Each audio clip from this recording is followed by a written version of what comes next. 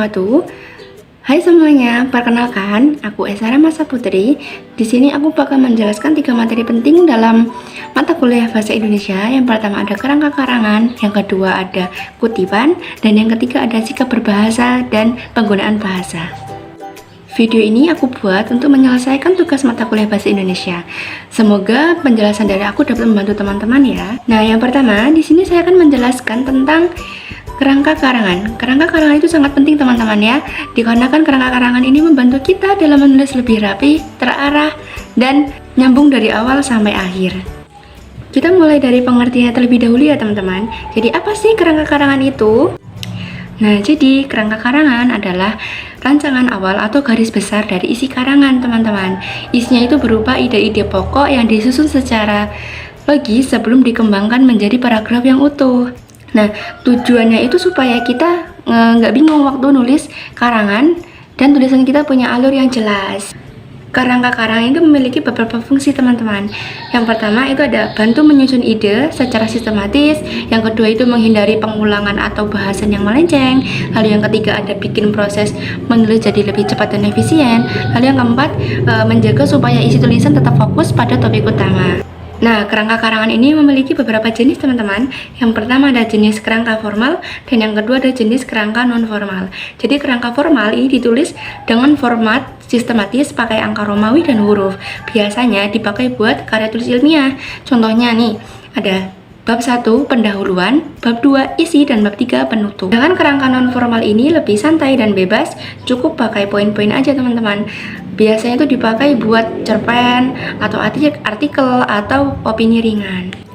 Umumnya, kerangka karangan ini terdiri dari 3 bagian teman-teman. Yang pertama ada pendahuluan. Pendahuluan itu berisi pengantar topik dan tujuan penulisan. Lalu yang kedua ada pembahasan atau isi.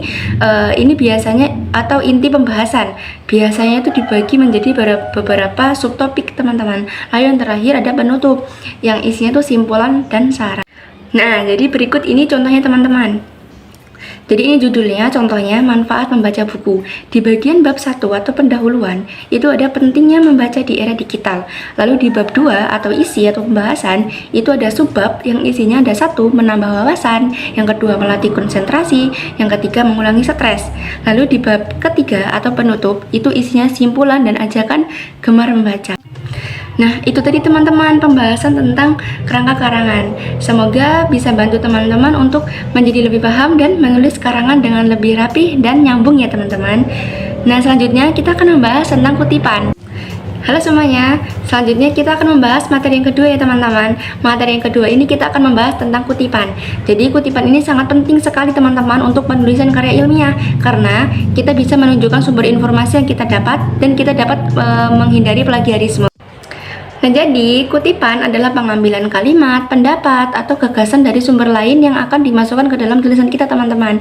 Nah, biasanya kutipan ini tuh diambil dari buku, jurnal, artikel, atau pernyataan tokoh dan harus ditulis dengan sesuai kaidah. Kenapa sih kita harus pakai kutipan? Nah, jadi kutipan ini memiliki tujuan teman-teman. Yang pertama, tujuan dari kutipan ini yaitu untuk memperkuat argumen atau pendapat yang kita tulis. Lalu yang kedua itu untuk memberikan bukti atau data yang mendukung. Lalu yang ketiga itu untuk menunjukkan bahwa tulisan yang kita tulis itu kredibel loh. Lalu yang keempat itu untuk menghargai pemilik karya aslinya. Nah, jadi kutipan ini memiliki jenis-jenis teman-teman.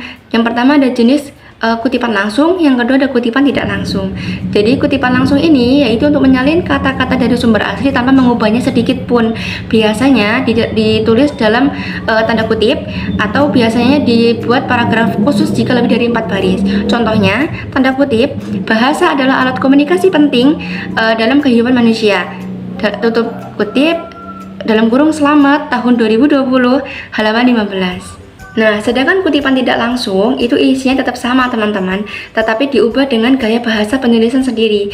Nah, dan nggak perlu pakai tanda kutip. Contohnya, menurut Selamat, tahun 2020 halaman 15, bahasa merupakan alat komunikasi utama dalam kehidupan manusia. Seperti itu teman-teman. Selanjutnya, bagaimana cara membuat kutipan? Nah, baik seperti ini teman-teman. Ketika teman-teman menulis kutipan, jangan lupa cantumkan 3 hal ini ya teman-teman. Yang pertama, ada nama penulis, yang kedua ada tahun terbit, lalu yang ketiga ada nomor halaman. Contohnya seperti ini. Ahmad adalah nama penulis, lalu tahun 2018 adalah tahun terbitnya, dan halamannya adalah 27. Seperti itu teman-teman. Kalau pakai gaya kutipan model catatan kaki atau daftar pustaka, sesuaikan dengan format yang diminta teman-teman. Contohnya seperti PA atau MLA atau yang lainnya. Jadi ada beberapa hal yang harus diperhatikan nih teman-teman saat menggunakan kutipan. Jadi yang pertama, teman-teman itu harus lebih dominan dengan pikiran teman-teman sendiri. Jadi jangan terlalu banyak menggunakan kutipan. Lalu yang kedua, tulis kutipan itu dengan jujur teman-teman, jangan mengubah maknanya. Lalu yang ketiga itu selalu cantumkan sumbernya supaya teman-teman tidak terkena plagiarisme. Nah, tadi itu penjelasan tentang kutipan teman-teman, mulai dari pengertian, jenis, sampai cara penulisannya. Semoga makin paham ya teman-teman. Selanjutnya kita akan membahas materi yang ketiga, yaitu sikap berbahasa dan penggunaan bahasa. Halo semuanya, kita lanjut ke materi yang ketiga ya teman-teman, yaitu sikap berbahasa dan penggunaan bahasa. Materi ini sangat penting teman-teman, karena ini menyangkut cara kita berkomunikasi dengan orang lain, baik itu secara lisan maupun tulisan. Nah, jadi sikap berbahasa adalah cara kita menggunakan bahasa dengan memperhatikan norma, etika, dan konteks. Artinya nggak cuma soal ngomong atau nulis doang, tapi juga cara kita menyesuaikan bahasa sesuai dengan situasi, lawan bicara, dan tempat teman-teman.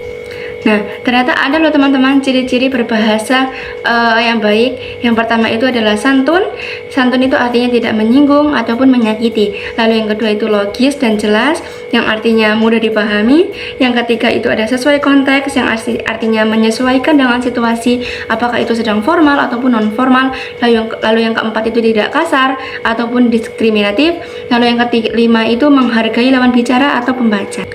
Ternyata selain sikap, penggunaan bahasa yang tepat itu juga sangat penting loh teman-teman. Seperti memakai kata baku saat teman-teman sedang menulis karya ilmiah atau formal. Lalu teman-teman menghindari kata-kata yang alay atau slang saat konteksnya itu resmi. Dan juga memperhatikan ejaan atau tanda baca biar nggak bikin salah paham. Dan juga menghindari kalimat ambigu atau yang bisa ditafsirkan macam-macam. Dan juga bisa juga menghindari syarat atau ujian kebencian baik secara langsung ataupun tersirat. Nah, berikut ini contoh penggunaan bahasa yang baik teman-teman.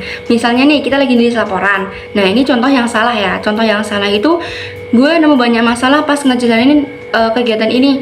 Nah, itu salah teman-teman. Yang benar itu seperti ini. Penulis menemukan beberapa kendala selama pelaksanaan kegiatan ini. Itu yang benar teman-teman, karena kalimat yang kedua ini lebih sopan, rapi, dan sesuai dengan konteksnya yang formal. Jadi, sikap berbahasa dan penggunaan bahasa bukan cuma soal benar atau salah ya, tapi juga soal menghargai, menyesuaikan diri, dan bersikap bijak dalam berkomunikasi. Semoga penjelasan ini dapat membantu teman-teman dalam tugas dan kehidupan sehari-hari ya. Nah, tadi itu penjelasan dari aku teman-teman tentang 3 materi penting dari mata kuliah Bahasa Indonesia, yaitu yang pertama ada kerangka karangan, lalu yang kedua ada kutipan, yang ketiga ada sikap berbahasa dan penggunaan bahasa. Nah, dari 3 materi ini tadi dapat kita ambil kesimpulan bahwa yang pertama, kerangka karangan membantu kita untuk membuat tulisan dengan rapi dan terstruktur. Lalu kutipan itu penting ya teman-teman untuk memperkuat argumen dan menunjukkan sumber keasliannya. Dan juga yang ketiga itu sikap berbahasa menunjukkan bagaimana kita menghargai orang lain lewat cara berkomunikasi. Semoga video ini bisa bermanfaat, bukan cuma buat tugas ya teman-teman, tapi juga buat kehidupan sehari-hari, apalagi dalam menulis dan berbicara dengan baik. Nah, terima kasih karena teman-teman sudah menonton sampai akhir. Kalau ada salah kata, saya mohon maaf. Sampai jumpa di tugas-tugas selanjutnya. Wassalamualaikum warahmatullahi wabarakatuh.